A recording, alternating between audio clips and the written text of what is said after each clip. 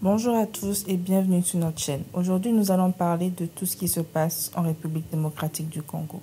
Avant de commencer, n'oubliez pas de vous abonner, de liker et de partager cette vidéo. Un nouveau cessez-le-feu en République démocratique du Congo à partir de ce dimanche 4 août. C'est ce que a annoncé la présidence angolaise hier soir, mardi 30 juillet, après une rencontre entre les ministres des Affaires étrangères du Rwanda et de la RDC à Luanda. Il s'agissait de la deuxième réunion ministérielle de ce type organisée dans le cadre du processus de Luanda.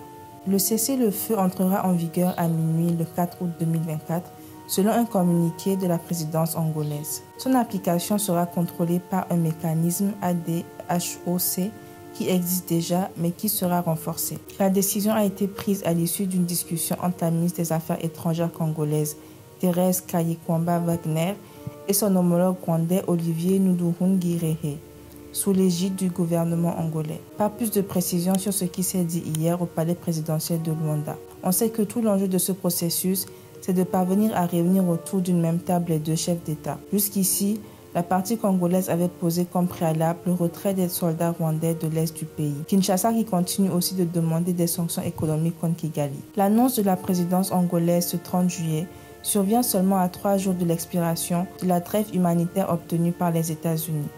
Une trêve d'une durée totale d'1 mois qui n'a été que partiellement respectée puisque des combats se sont poursuivis dans les territoires de Masisi et de Rutshuru. Kinshasa mise sur ce processus de Luanda qui vise à faire discuter les parties prenantes.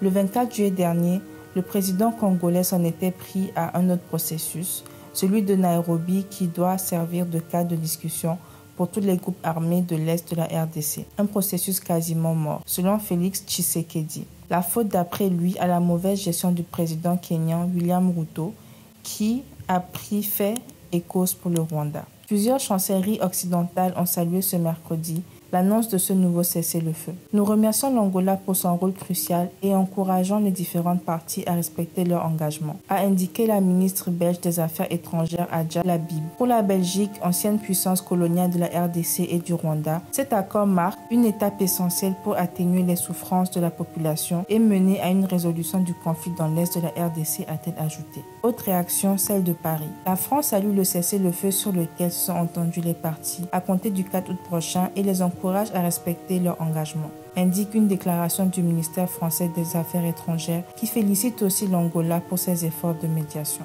J'espère que cette vidéo vous aura plu. N'oubliez pas encore une fois de vous abonner, de commenter, de partager cette vidéo et on se retrouve très bientôt pour de nouvelles aventures.